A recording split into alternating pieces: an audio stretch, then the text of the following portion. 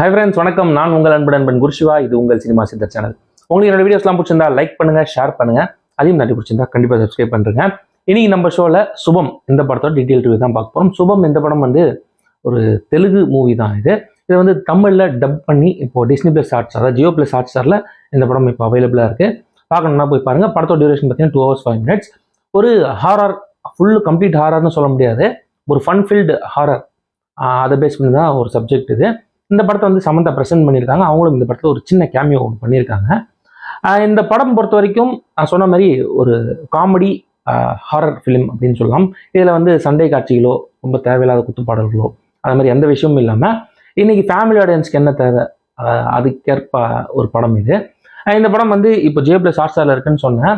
இந்த படம் அதில் தான் நானும் பார்த்தேன். என்ன அப்படின்னு பார்த்தீங்கன்னா, படம் ஆரம்பத்துலேருந்து கடைசி வரைக்குமே சரி, ரொம்ப கிரிப்பிங்கெல்லாம் போகாது. ஒரு நார்மலாக ஒரு ஒரு டீசெண்டான படம் அப்படின்னு சொல்லலாம். மற்றபடி புதுசாக ஃப்ரெஷ்ஷாலாம் எதுவும் இந்த படத்தில் நம்மளுக்கு பெருசாக கிடைக்கல அப்படிங்கிறத முதலே சொல்லிடுறேன். ஆனால் இந்த படத்தில் சொல்ல வந்த ஒரு கான்செப்ட் என்னன்னா, உமனுக்கு ஈக்குவல் ஃப்ரீடம் கொடுக்கணும் அப்படிங்கிறத இன்டெரக்டாக டேரக்டர் டச் பண்ணியிருக்காரு. அந்த ஒரு விஷயம் நல்லா இருந்தது. அதுக்கப்புறம் பார்த்தீங்கன்னா, இந்த சீரியலுக்காக எவ்வளோ பேர் எந்த மாதிரி போவாங்க அப்படிங்கிறத ஒரு ஃபன் ஃபீல்டாக சொல்ல வந்திருக்காங்க. அதில் பார்த்தீங்கன்னா, பழைய காலத்தில் பாட்டிங்கெல்லாம் சீரியல் பார்ப்பாங்க. அது 90s, அதாவது சீரியல் ஆரம்பித்த காலத்தில் அப்படின்னு சொல்லலாம். இந்த டிவியில் வரும்போது அதை பார்த்துட்டு இருந்த பாட்டிகள் இறந்தா என்ன ஆகும், அந்த பாட்டியோட ஆவிகள்லாம் அந்த வீட்டுக்கு வராங்க, மருமகளோட உடம்புல போனால் என்ன ஆகும் அப்படிங்கிறத பேஸ் பண்ணி தான் ஒரு கதை. 9 மணிக்கு ஒரு நாடகம் ஆரம்பிக்குது. அந்த 9லேருந்து அந்த நாடகம் முடிகிற வரைக்கும் அவங்க உள்ள ஒரு ஆத்மா ஒன்று பூந்துருது. அதை பேஸ் பண்ணி ஃபன்ஃபீல்டாகவும் சொல்லியிருக்காங்க, ஒரு சில விஷயங்கள் நல்லாவும் சொல்லியிருக்காங்க. அதுதான் படத்தோட ஓவரால் ஸ்டோரி அப்படின்னு சொல்லலாம். இந்த படத்தில் நடித்த எல்லா கதாபாத்திரமும் நல்லாவே ஒர்க் அவுட் ஆயிருந்தது அப்படின்னு சொல்லலாம். யாரோட நடிப்பும் ஆர்டிஃபிஷியலாக தெரியல, அதை மாதிரி தான் நடிப்பை கொடுத்துருந்தாங்க. அதை தாண்டி இந்த படத்தில் பேக்ரவுண்ட் ஸ்கோர், இந்த படத்துக்கு என்ன தேவையோ அதை பேக்ரவுண்ட் ஸ்கோர் கொடுத்துருக்காரு மியூசிக் டைரக்டரும். பாடல் ஒருத்தரும் மியூசிக் டைரக்டர் ஒருத்தரும் பண்ணியிருக்காரு.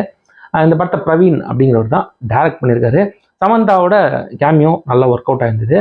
ஆனால் இந்த படத்தை பொறுத்த வரைக்கும் ஸ்க்ரீன் பிளே ஒரு நார்மலான ஸ்க்ரீன் பிளே. இந்த படத்துக்கு என்ன தேவையோ அதை ஸ்க்ரீன் பிளே கொடுத்துருக்காங்க. கொஞ்சம் நிறைய சீன்ஸில் நம்மளுக்கு இந்த மெகா சீரியல் ஃபீல் வரும் அப்படின்னு சொல்லலாம்.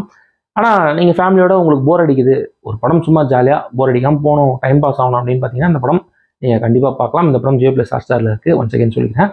இந்த படத்துக்கு சினிமா சித்தர் சேனலில் கொடுக்குற ரிவ்யூ அப்படின்னு பார்த்தீங்கன்னா 2.5 out of 5. போர் அடிச்சா நீங்கள் இந்த படம் கண்டிப்பாக பார்க்கலாங்க. தேங்க்ஸ் ஃபார் வாட்சிங்.